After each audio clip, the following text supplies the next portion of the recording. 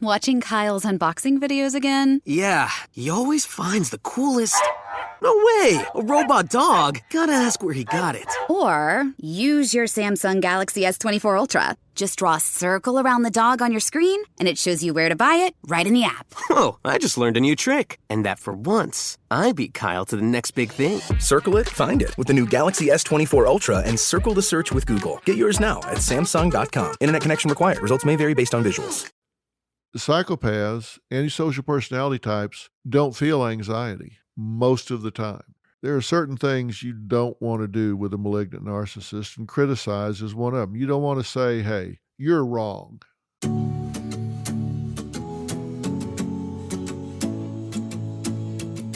Hey everyone, it's Dr. Phil.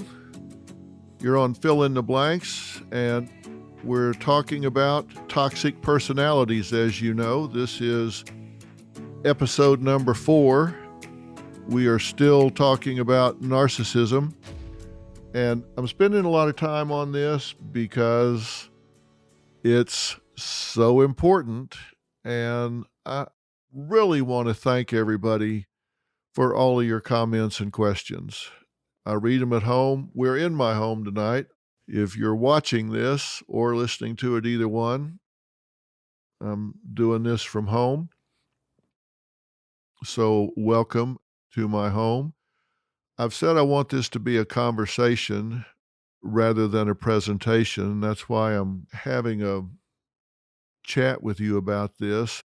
I'm being guided so much by your questions. And I know when we finished last time, I said that when you've got a new hammer, sometimes everything looks like a nail. You can walk up to somebody's yard and there's a bunch of holes out in the backyard. You go, oh, somebody got a new shovel.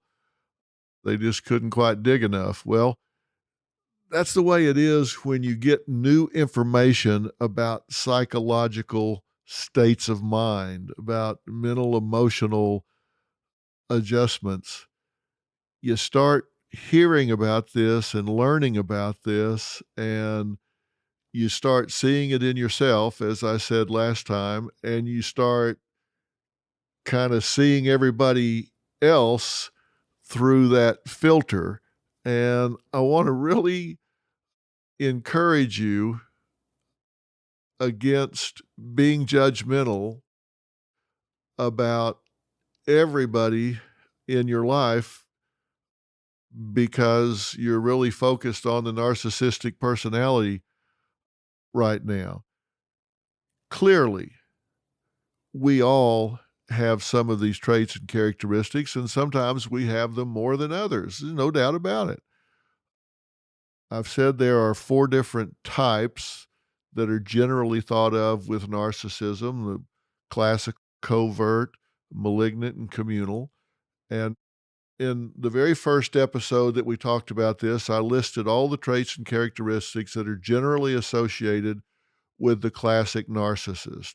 And just as a quick review, here's what I said in the first episode about the traits and characteristics of the classic narcissist. The narcissist needs to be the center of attention, and anybody else that's getting any attention is a threat. Anybody else that's getting laughs, anybody else that's getting focused on, anybody else that's of interest, we need to get rid of them because all the attention needs to be on the narcissist. They have a really pathological need for admiration.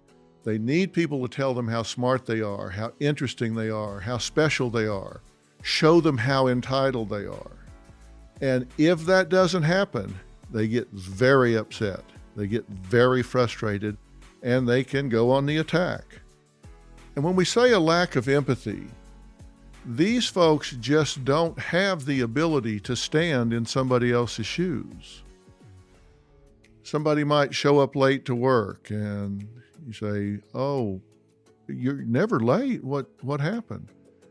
They might say, oh, just as I was leaving this morning, my dog got out and was hit by a car and killed my dog. What would be a normal reaction? People would go, oh my gosh, you must feel terrible. I'm so sorry. Not a narcissist. A narcissist doesn't have the ability to identify with that person's feelings. So they might say, well, you're here now. Or, what kind of dog? Well, you'll have to get another one. So anyway, what I was wanting to talk to you about, they have no ability to reflect feelings. They have no ability to identify with what that person might be experiencing at the time and be empathetic. Now, this is different from sympathetic. I'm talking about empathetic, where they can identify with that person's feelings, put themselves in their position for a minute, and understand how they might be feeling. They don't have that ability, which is why it's very difficult for them to ever have a close relationship with anybody. So we're talking about a sense of self-importance and entitlement, preoccupation with fantasies. They create this world of how special and how important they are. They believe that they're special. They believe that they're unique. They're very exploitive. They're very arrogant. So you'll see them doing something that you would think, oh my gosh, they must be embarrassed about this. They don't read the room. You might see them saying or doing something that anybody would be embarrassed to say or do, and everybody in the room's rolling their eyes. The narcissist doesn't see that because they don't read the room. They're not interested in anybody's opinion. They just want to know that they're the focus of attention, and they assume everybody thinks they're as special and unique as they think they are. Again, they're very envious of anybody else that thinks they're special or has a unique perspective or point of view. Now, understand that when we're talking about these kind of people, they're very, very difficult to get along with unless you're willing to subordinate your interest, your needs to these people at all times. And if you're not, they're going to put you in your place.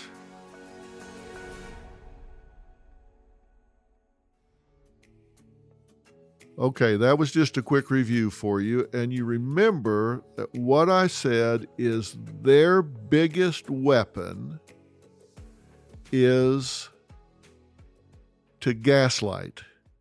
And, gaslighting is something where they turn everything around, where if you criticize them, you confront them, you try to problem solve with them, they swing everything around, and before you know it, you're the problem.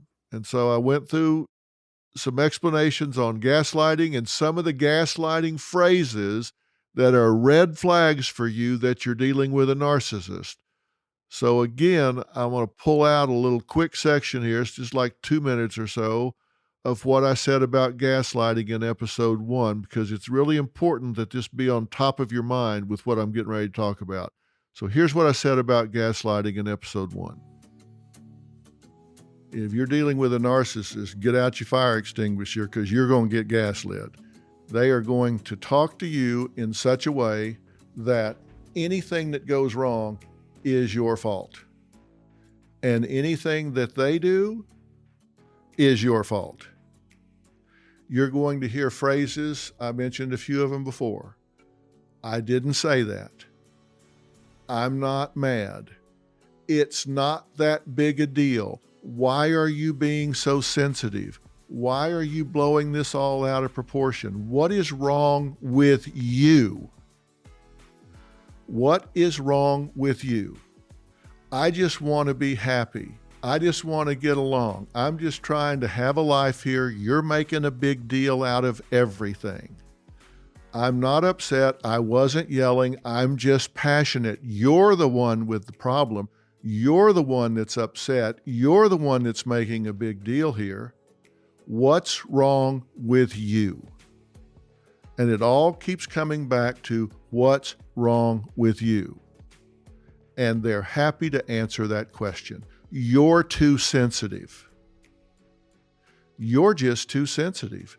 You don't like it when I'm happy. You don't like it when I'm doing what I need to do. You have to be in control. You're the one that's judging. You're the one that thinks you're better. It's not me. You think you're better than me. Look at you. You're judging me. That's the gaslighting phrases you're going to hear.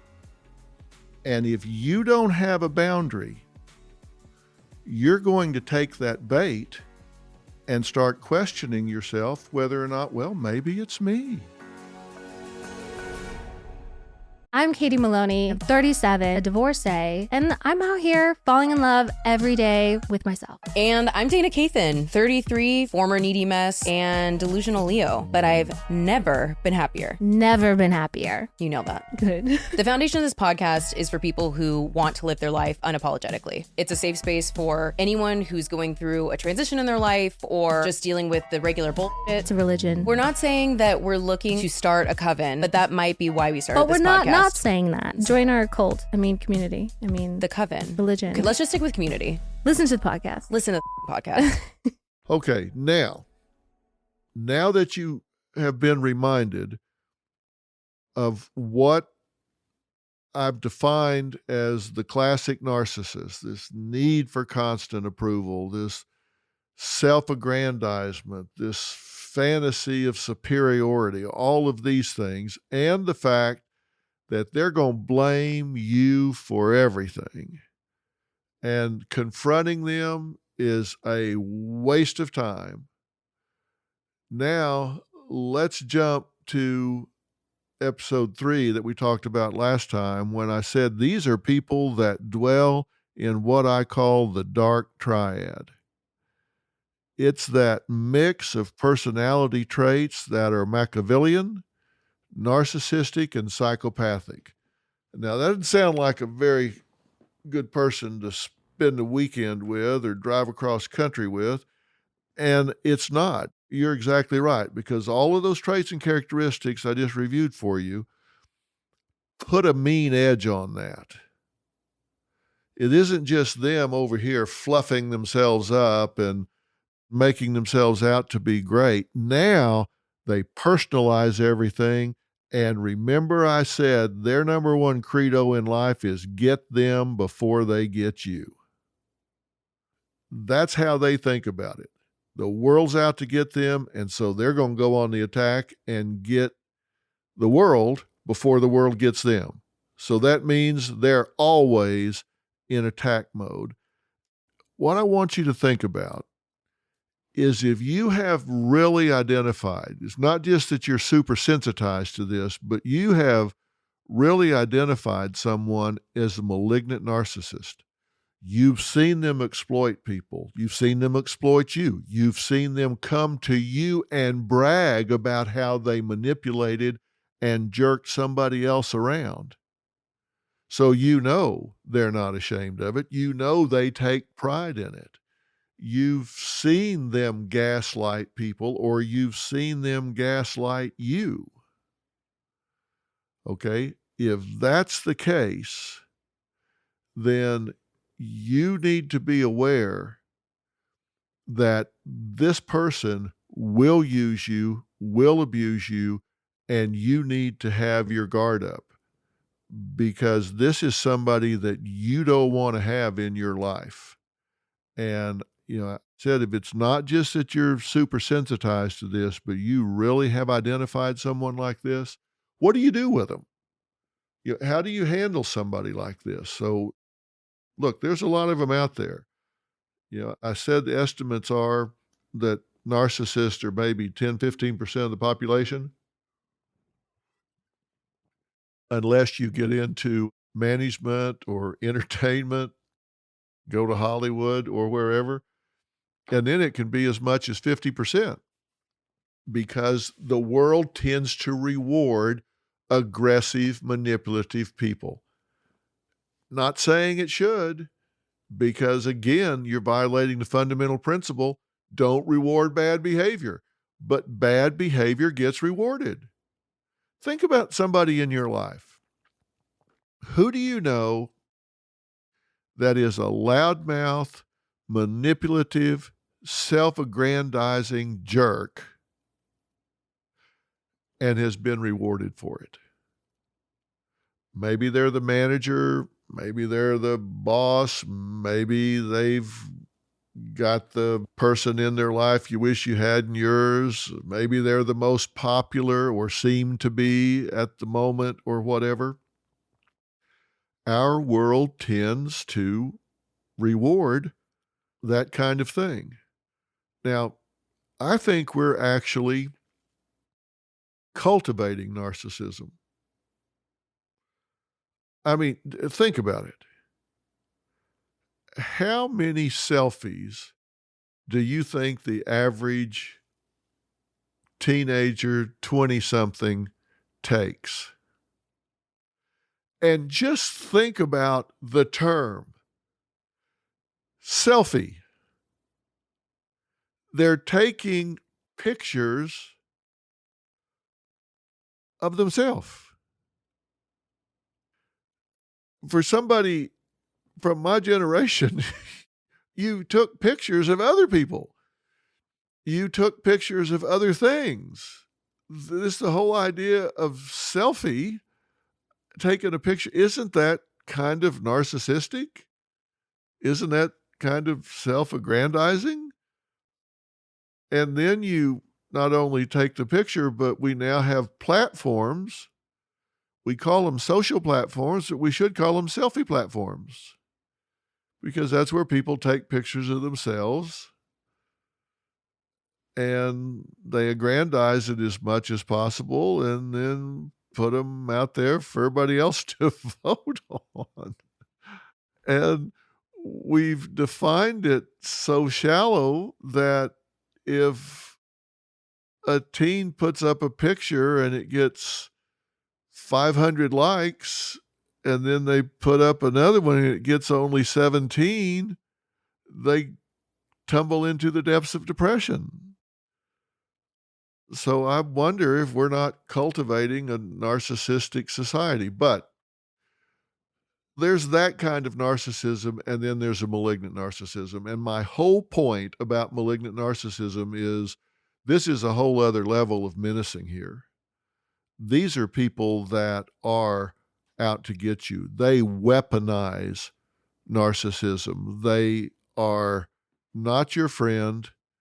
They're not just over there thumping their own chest and being the center of attention at a party. It's malignant in that they're going to do it at your expense. They're going to use you and exploit you to get further along in their life. And they have that mix of antisocial or psychopathic tendencies. And I made a promise to you last time, and then I forgot to do it. I said I'm going to write myself a note so I don't forget it, and then damned if I didn't forget it.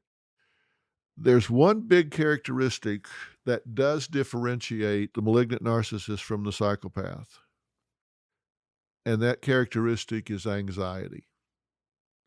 Psychopaths, antisocial personality, sociopath, whatever term you use, we use antisocial personality in the field of psychology, but most people use those interchangeably. Psychopaths, antisocial personality types, don't feel anxiety most of the time. They don't feel fear most of the time. Fear of getting caught, fear of consequences. The first study I ever did as a graduate student, and it seemed kind of silly at the time, but one of my professors invited me to participate in this study with him. So it was the first time I was ever published. It involved the prison population. And when you do a clinical study, you have to set forth your hypothesis before you start. You can't get your data and then come in after the fact and decide what it meant. You have to say up front what you're going to try to prove and then see if your data supports it or not. And the theory was that those in prison have a higher body temperature than the general population. And you think, now, what the hell's that got to do with anything? Well, let me tell you what has to do with anything. Our theory was that those people that are in prison have a higher body temperature than the general population. The average peripheral skin temperature is about 91.6. Now, your body temperature is 98.6, but your peripheral skin temperature is about 91.6. And our hypothesis was that one of the signs that tells people that they're afraid, their autonomic nervous system reaction tells them they're afraid, is that you feel flush, right? Think about it. When you get scared or really aroused, you get flush. Your neck gets red and your cheeks get red and you kind of break out in a sweat and your peripheral skin temperature goes up. And so that tells people be afraid. So let's say you've got a young kid and his buddies say, hey, we're going to rob this liquor store down on the corner. And so he gets there and he gets in the parking lot. All of a sudden, he breaks out in a sweat and his face is all hot. His body's telling him, be afraid. There's something wrong here. There's threat here. His body temperature tells him, be afraid. Now, our theory was that people in prison have a higher body temperature so they don't get that signal that they're already flush. They're already at a higher body temperature. And so when other people would ordinarily get the signal, they don't get the signal. And so our theory was that the prison population would have a higher peripheral skin temperature than everybody else, and therefore they wouldn't get the signal that they should be afraid. And we were right. They did have a higher peripheral skin temperature than the general population. Now, were we right in our interpretation of it or not, or did we just get lucky? I don't know. But I do know that research tells us that because psychopaths don't feel remorse, they don't feel sorry, so they don't fear doing something that they're going to feel bad about. They don't experience anxiety the way other people do. Because it's like, I don't care what happens. I don't have any empathy for anybody else. I don't care. That's not true about malignant narcissists. They do feel anxiety because whether it's classic, covert, malignant, or communal,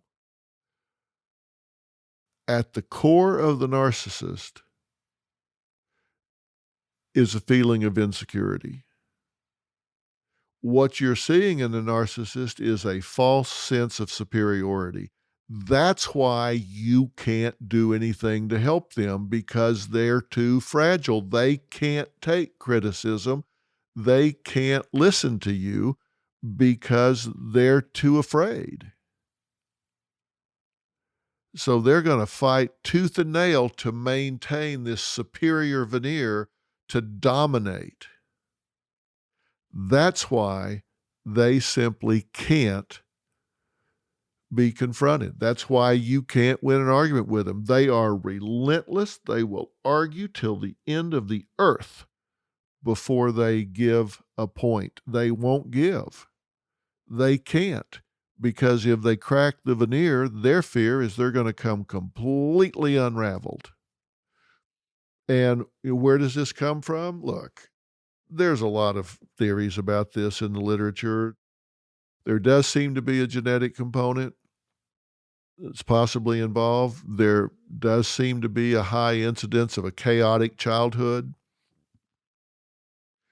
There does seem to be, turmoil and trauma in their lives that made them fearful and insecure. But listen, that doesn't matter. If somebody runs over your foot, why they ran over your foot doesn't make your foot feel any better. If it was an accident versus somebody doing it on purpose, it doesn't make the bones any less broken. It doesn't make the pain any less. So do you really care why someone is a malignant narcissist? Yeah, maybe you do.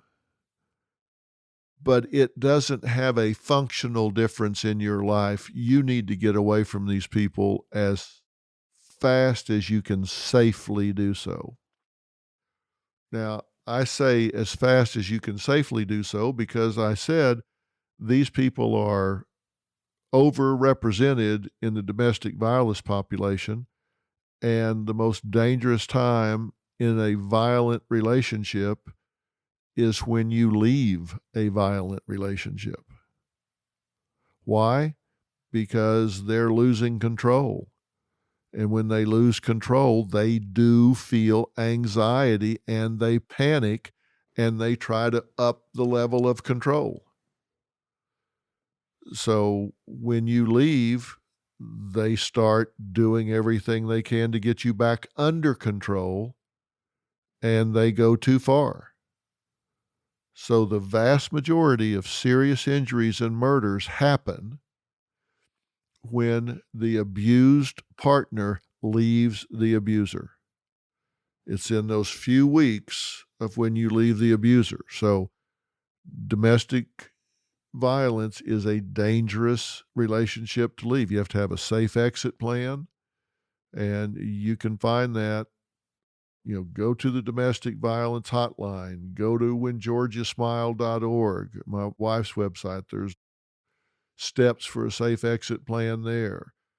There are many, many state and federal resources out there that you can go to. The National Domestic Violence numbers I'll have on our website. So just know that these people don't take well to criticism. So I'm not telling you, when I say get them out of your life, I'm not telling you to get in their face and confront them. There are certain things you don't want to do with a malignant narcissist, and criticize is one of them. You don't want to say, hey, you're wrong. It's not going to get you anywhere. I mean, you're just venting. It may make you feel better. When you call a malignant narcissist out and you criticize them, they're going to react very, very badly, and they're going to turn on you. When you go to them and say, what the hell's the matter with you? What is wrong with you? Why can't you just be at ease? Why can't you just be at peace with people? Why can't you just sit there and let the day go by? Why do you have to attack people? Trust me, that's not going to end well for you. If it was going to help them, if it was going to change them, then, maybe I'd say, hey, listen, okay, maybe it's worth it. Go for it. If you're willing to make the sacrifice and you think they're worth it, then go for it. It's not going to help them. So why put yourself through it? You don't want to say things like, you're wrong, what the hell's wrong with you? You've got to have boundaries when you have any kind of narcissist in your life. And one of the things you've got to do when they're gaslighting you, the reason I played those gaslighting phrases for you is you got to make a decision. Don't defend yourself. If you ever start defending yourself with a narcissist, you will never, ever stop. So when they say, well, you need to explain why you did that. No, it's okay. I don't need to explain myself to you. I don't need to defend myself with you. Don't take the bait. You need to stop doing that. You need to stop defending your decisions. You need to stop defending your actions. You need to stop defending your life choices and lifestyle, because it doesn't matter what you say, they will never be satisfied. There's nothing you can say, nothing you can do. So stop trying. Stop beating your head against the wall. Look, I've said before, if all of a sudden they show interest in you, they haven't changed. They're just gathering ammunition. So don't be vulnerable with them.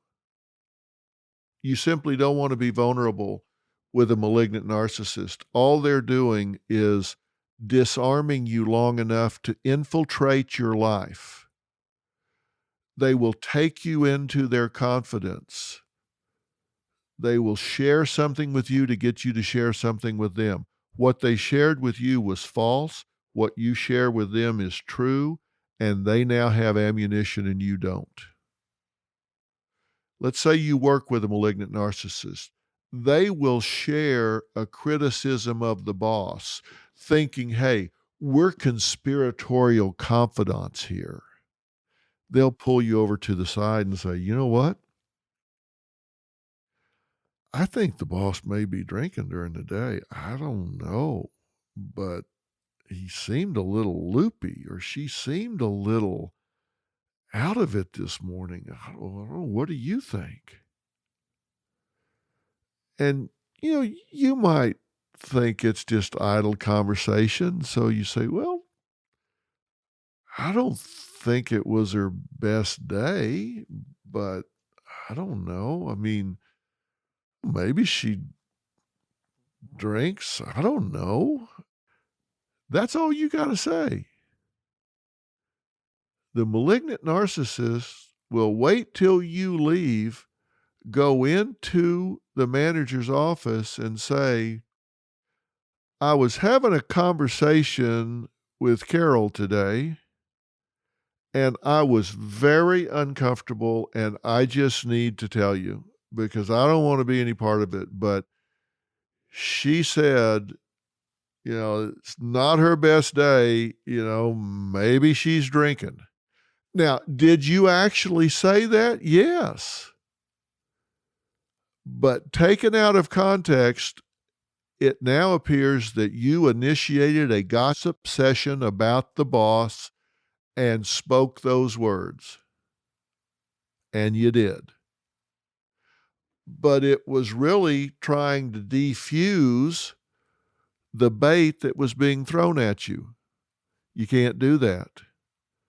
They will use that to eliminate you and endear themselves to the powers that be, and they will step right over your fired ass and get where they're going. Do not expect them to change. And do not think if you see a different attitude from them that they have changed. And I know I'm sounding very pessimistic, but I'm just telling you, they're not going to change. So don't expect them to. They're not going to change. So I'm telling you, don't beat your head against the wall and don't think that you're going to be the one that inspires them. There may be somebody out there that cracks the code for them and brings about a sweeping change in their life. Assume that person is not you. I'm just telling you, if there's a malignant narcissist in your life, and I've given you all the red flags to identify them, and you're really getting good at this because you're becoming an expert. We've been talking about this for a month. If there's somebody out there that's going to change them, you need to assume it ain't you, because I'm telling you it's not. I've been doing this over 45 years. You're not the one. These are dangerous people. And that's why I started with narcissism. That's why I've spent so much time on the malignant narcissist. Now, there is a fourth type, and I said I wanted to talk about that. And I don't know, if somebody said you have to pick one of the four types of narcissism to spend time with, what would you choose?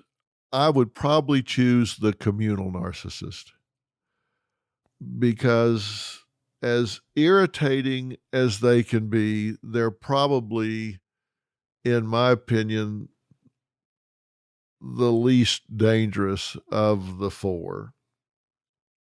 But remember, all four types have the same characteristics, the need for attention, constant validation, blah, blah, blah, blah, blah, all the things I've gone through before. I'm not going to make you sit through them again. You're really getting good at this. You don't need me to keep repeating myself. But the communal narcissist is the one that makes us debate whether or not there is any true altruism in the world. Altruism being when you do something just for the sake of someone else. Nothing in it for you. You just do it for the sake of someone else. They're the absolute antithesis of that. They only do something for other people to draw attention to themselves. They're the ones, I call these the gala narcissist. They're the ones that will throw a $10,000 gala to raise $100. Now, they do this because they want their picture in the paper. They want to talk about the fact of all of the do-gooding they're doing. They want to wear that on the sleeve and beat the drum and beat you over the head with it and show you how much better than you they are. They want their picture in the paper holding that puppy. They want their picture in the paper down at the hospital with the nurses. They want their picture in the paper planting the trees in the park.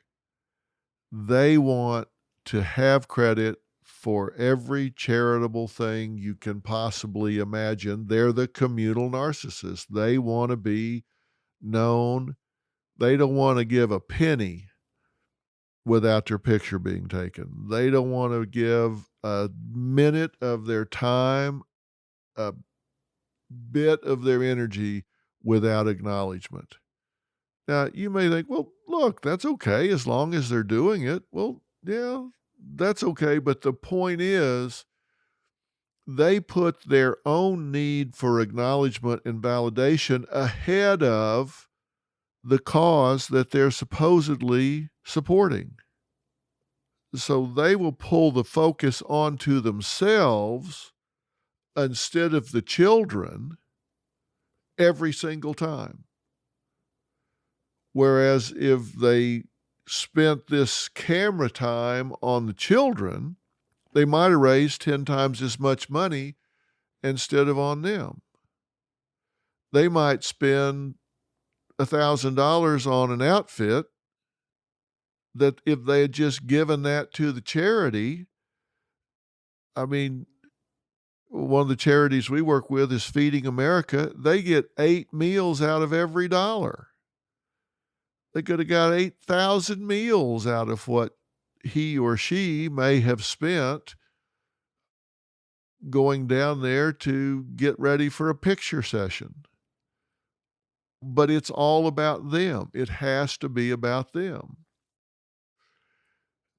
You'll run into these people at work. They'll come in and do your work because they honestly believe they're being helpful and they think they are the linchpin that holds everything together. It's like, if it wasn't for them, this whole thing would collapse and shut down. It's just, they're the most important person there. And if they don't get to do everything that they're doing, just everything would collapse. Anybody that has any other interest than their interest, whatever it is, whether it's work or a cause or whatever they happen to be focused on at the time, they condescend to them, put them down, criticize them. Because what's important to them at the time and getting attention to them at the time, anybody that's not 100% focused on that and therefore them, they'll trash. They'll put them down every step of the way. They'll overstep their boundaries, particularly when they're volunteering for a cause. These are the people that will create all kinds of drama and problems just so they can solve them. These are the kind of people that will start a fire just so they can rush into the building and save somebody. Now, you may think, whoa, well, that just crossed the line. Well, yeah, it did. But that's the whole point. It doesn't matter what you do. Everything's got to be about them. If you're playing golf, they're correcting your swing. If you're playing tennis, they're telling you how to serve. They're just way over involved. And God forbid they're in some kind of a support group. Man, they're going to dominate and take everybody under their wing only for attention. If it really involves time and sacrifice, they'll ghost you like you wouldn't believe.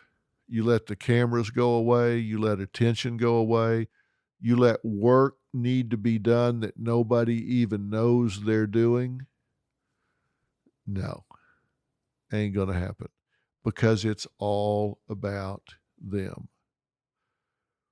Now, when you're dealing with these people, it's better to avoid saying anything at all, because just like I've said, they're going to gaslight you, and they're going to jump to the moral high ground and say, oh, really?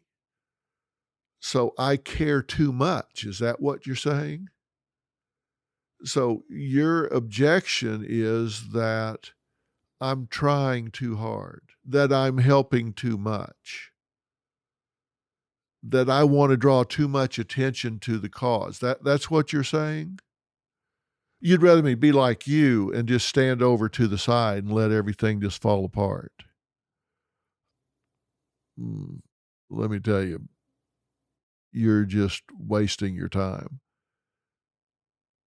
Stay true to your own values. If you're interested in something, you're interested in a cause, don't let them alienate you from that. If you've got somebody down there that's just, oh my God, they just wear you out, it's so easy for you to say, it's just not worth it. Don't let them run you out of something that you really care about. Don't do it. You just got to put up boundaries and just tell them, look, I'm not willing to do this with you. I'm not going to have this conversation. I'm not going to talk about this. You do what you do. I'll do what I do. And they'll bait you. They'll say, well, so you're saying you don't, I'm not saying anything. You go do what you do, and I'm going to do what I do.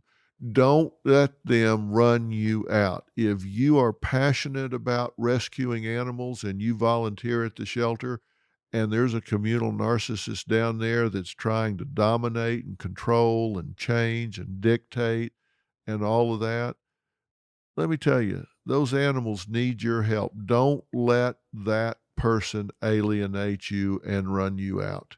Stay true to what you care about. Don't let them control you. And if they try to bait you, just don't take the bait. Just don't take the bait. So, you just tell them, look, this is just not up for discussion. I'm down here to help the animals, and I'm going to go clean these cages. You do whatever you want to do. I'm going to go feed these animals. I'm going to go wash these animals. I'm going to clean these cages. I'm going to do whatever. I'm going to put these flyers out. You do whatever you're going to do. I'm not going to have this discussion with you. Don't let them run you out. It's so important that you not let them drive you away from something that you care about and that you are passionate about, because if they can get it where nobody's paying any attention to anybody but them, they'll do it. And who suffers? The children, the environment, the animals, whoever. Don't let them run you out. Don't take the bait. Okay, so the communal narcissist is that feels like they have to be the center of attention in any project.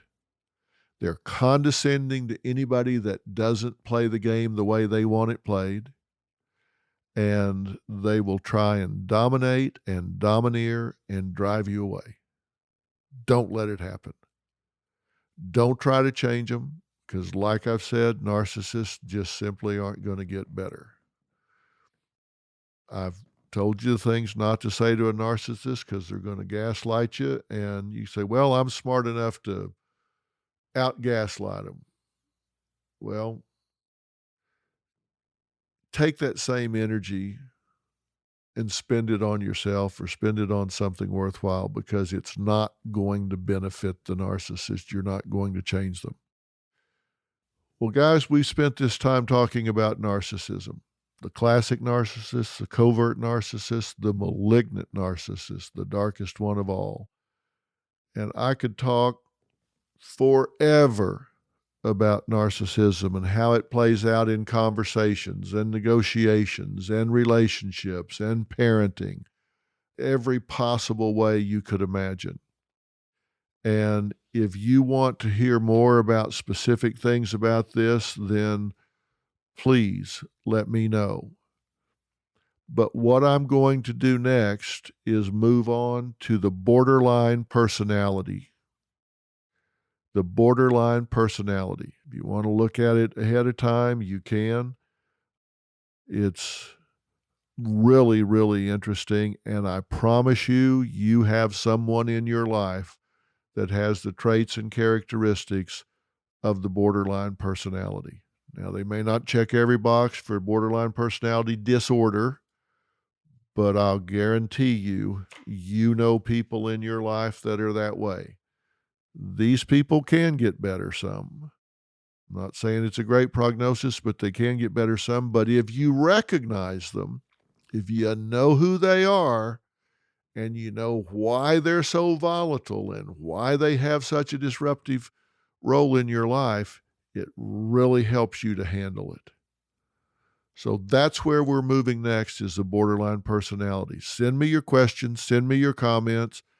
And again, I want you to get at least one person to subscribe and listen to two things: Living by Design and this series on toxic personalities in the real world. I think these are very important things to know for our time, and I'm very passionate about this. So let me hear from you, and I'll see you next Tuesday.